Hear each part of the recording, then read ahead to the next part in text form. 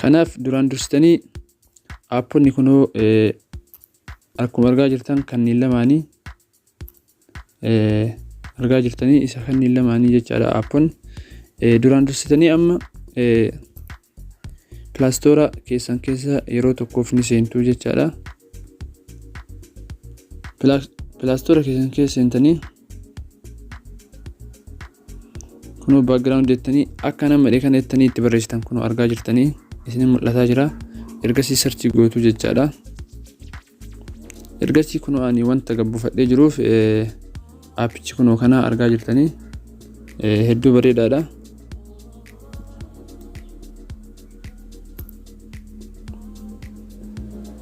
Hedduu bareedaadha. Kana gabbifadhaa isiniin jedha. Anamamee open jedhee keessa seena.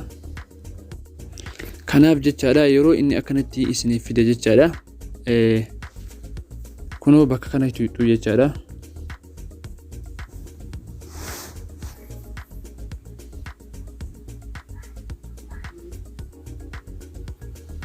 Erga inni akkana isiniif baasee jechaadha suuraa keessaa background balleessuu barbaadan san fidattu jechaadha.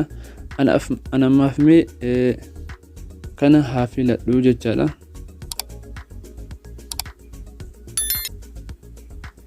Akkanatti isiniif baasaa. Erga inni akkana isiniif baasee jedhe yoo barbaadan crop gootanii jechaadha. Saayizii isaa illee xiqqeeffachuu dandeettanii. Ergasii kunoo bakka dan jettu isa gubbaa tana tuutu jechaadha.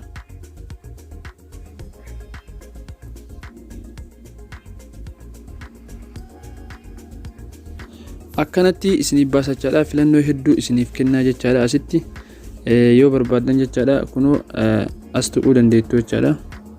As tuqxanii jechaadha kan akkanallee gootanii background balleessuu dandeettanii jechaadha. Yeroo hedduu kanaan ni hambisuu danda'a jechaadha. Kanaan hambisuu danda'a jechaadha. Kunoo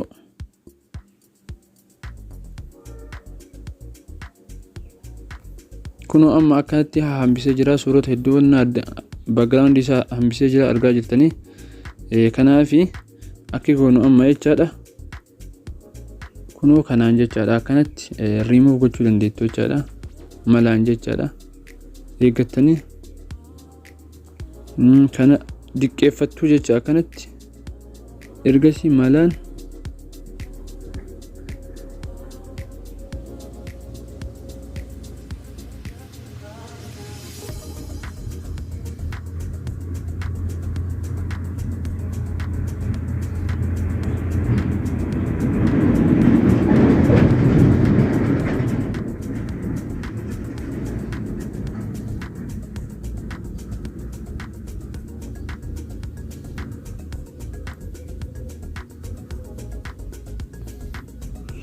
argaartanii miti. Kunoo akkanatti background suuraa keessanillee haa ta'u kakiroo marraalee gabbuuftan haa ta'u kunoo akkanatti balleessuu dandeettu jecha.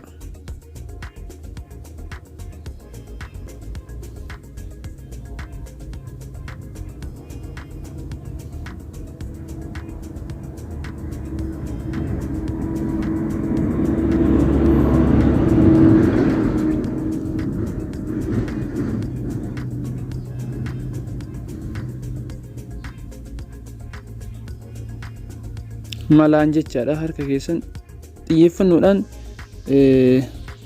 wanta kana balleessuu qabdu jecha akkana ofii buttanii akka isin mul'atuuf jecha wanta kana.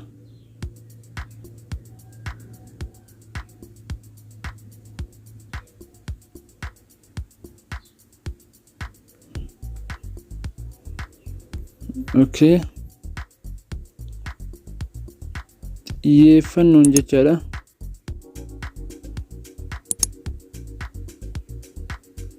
Background akkanatti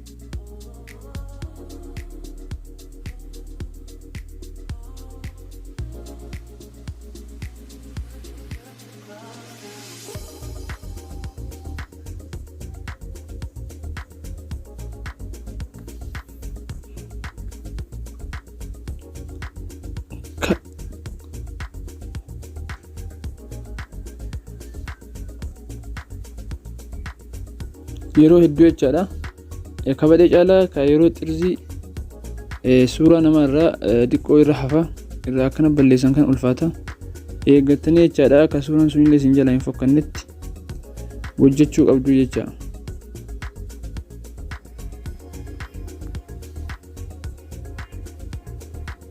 Amma geessuu geenyeerra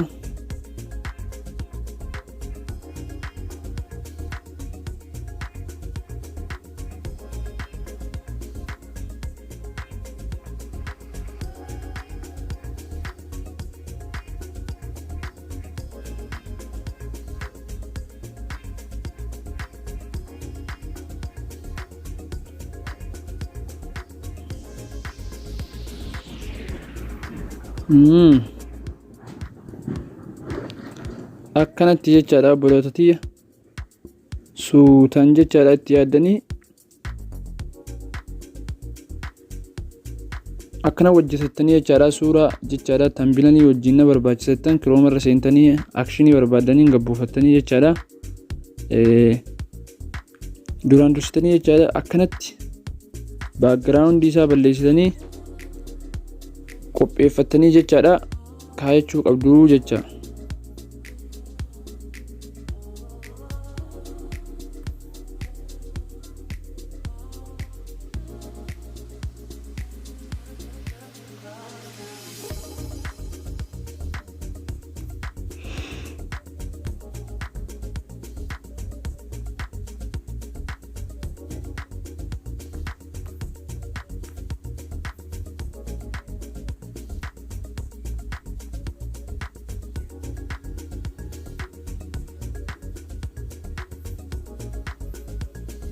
xinqaaqeedhaan akkana hojjechuu qabdu isin jaa kun bakka kanatti illee xiqqoo ina hafeera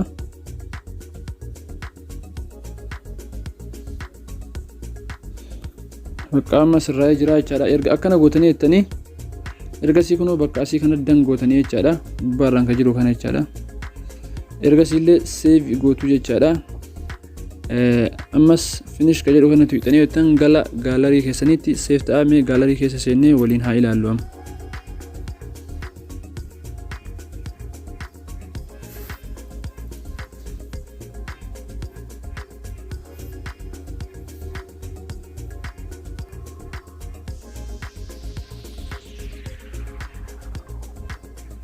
kunoo suurichi kun jechaadha qaama duratti wanna goone kunoo kana jechaadha background isaa badeera achi booda jechaadha pixel lab keessa seentanii jechaadha akka barbaadanii jecha background isaa waan bitta barbaadan gootanii thumbnail keessa wajjin hojjechuu dandeettu jechaadha akkamitti yeroo biraa inshallah yoo rabbi jedhe akkamitti suuraa waliin akkaataa itti edit itti godhan illee kutaatti aanu keessa waliin ilaalla hadhaaf ammas appii biraallee jechaadha ka salphaa ta'e jechaadha kana malee ka biraallee isinitti mul'isaa jechaadha namoonni hedduun beekuu dandeettanis Picsart ka jedhamu kana jechaadha Picsartiin kun wantoota hedduu of keessaa qaba karaa hedduun itti fayyadamuu dandeenya jechaadha ammas nafaana turaa isiniin jedha Picsartii keessa yeroo tokko ni seentu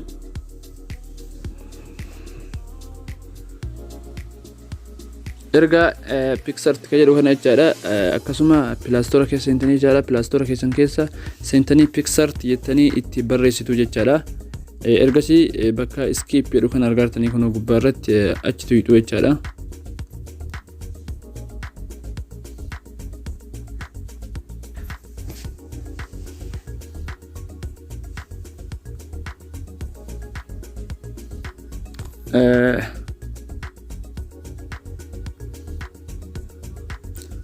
kunoo akkanatti isinii banaa jechaadha erga inni akkana isinii banee jedhee bakka kunoo kun asii kana argaa jirtu natti fakkaata achi yeroo tokkoof ni cuqaastu jechaadha ergasii wantoota hedduu akkana isinii baasa jechaadha wantoota hedduu of keessaa qaba Picsartiin kun jechaadha akkanatti isinii baasa jechaadha kanaaf amma maal gochuu qabna background isaa suuraa balleessuu barbaannaa jechaadha background balleessinee akka gana jechaadha thumbnail keenya wajjin walitti nu galu jechaadha kanaaf kunoo kaasii kana blank ka jedhu kaasii kana argartanii halluu kana filattu jechaadha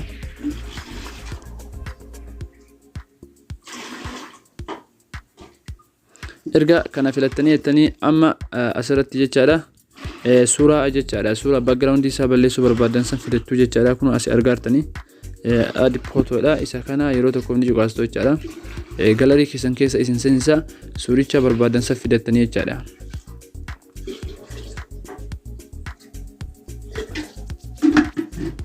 Mee amma fakkeenyaaf suurama kama duratti san jechaadha. Ka duratti kaama background irraa remove godhesanii mee ammas kanuma fidadhaa jechaadha.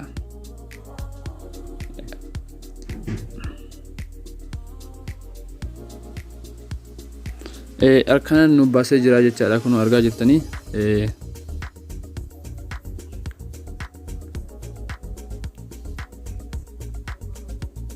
kunu akkanatti nu baasee jira. Kana mee amma akkamitti akka itti remove itti goonu karaa salphaan jecha akka ajaa'ibaatti karaa hedduu isin tursiifneen isinitti mul'isaa jechaadha. Kunu bakka kan argaa jirtanii isa kan argaa jirtanitti fakkaata achi tuqxanii jechaadha. Yeroo tokkoof ergasii jechaadha wantoota hedduu yoo barbaadan akka duratti sanitti harka keessanillee remove irraa godhuu dandeettanii yookaan immoo karaa salphaa jechaadha. Karaa isinii salphatu kunoo person ka jedhu kun argaartanii person ka jedhu kun kaasii kana yeroo tokkoof ni tuqxu jechaadha.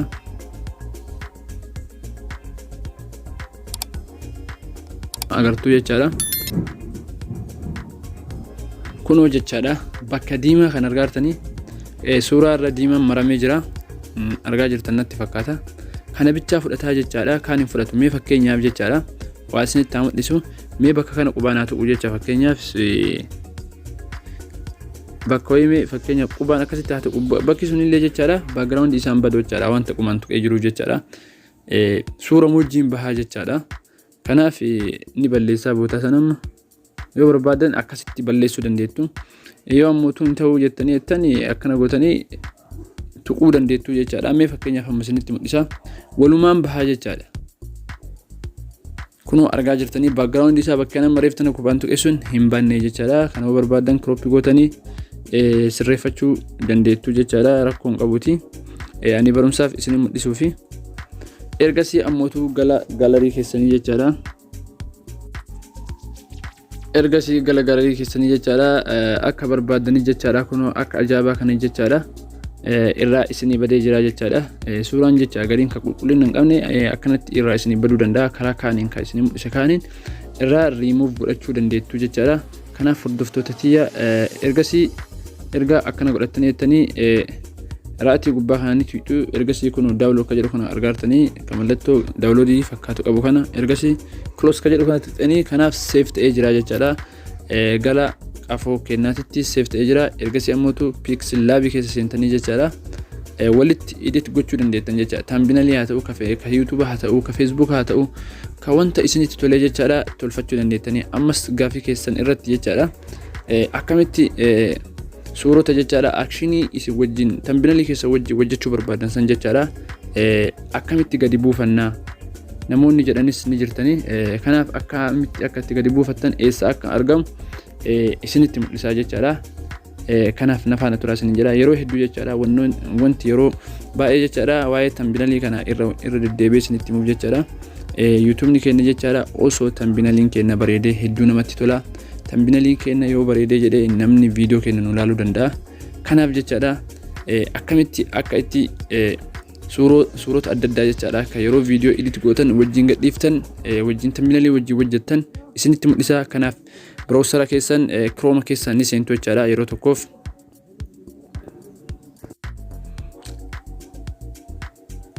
erga Chrome keessan keessa seentanii jettanii jechaadha kunoo akkanatti barreeffattu jechaadha. Akka nama barreesse kana argaa jirtanii akkanatti erga barreessitanii jettanii search kunoo akkuma argaa jirtan wantoota hedduu isin baasee jira. Kanaaf ammoo view all image ka jedhu kaasii kana kunoo argaa jirtanii isa kana yeroo tokkoof ni cuqaastu jechaadha. Suurota hedduu akka isin baasu jechaadha. Isin barbaadan keessaa filattanii xiqqoo dhiifama networking keessa hedduu daataan fayyadamu jira. Ergasii kunoo wantoota hedduu jecha actionii isin barbaadaniin jechaadha as keessa filattu jechaadha. Actionii ma barbaadaniin haa ta'u akkasitti kunoo akkana jettanii itti barreessitanii jechaadha filattu jechaadha. Erga filattanii jettanii download karaa salphaatiin godhachuu dandeettu jechaadha. Ergasii mee fakkeenyaaf kana namicha kana jechaadha. Download yeroo tokkoof akkan irratti qubaan qaqqabdanii jechaadha. Sekondii takka sekondii lama wanta ta'uu qaqqabdanii ergasii kunoo asii argaa jirtanitti fakkaata download image jedhaara. Download godhattu jechaadha. Ergasii kunoo as tuyxu jechaadha.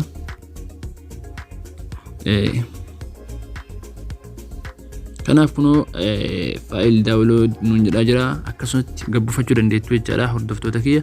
Faayiloota hedduu as keessa jira.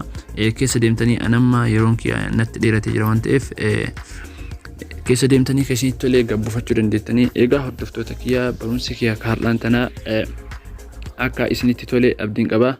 Kanaaf subscribe, like, share gootanii nu jajjabeessaa isiniin jedha. Hanga viidiyoo itti aanuun walitti deebinutti nagahaan turaa isiniin jedha.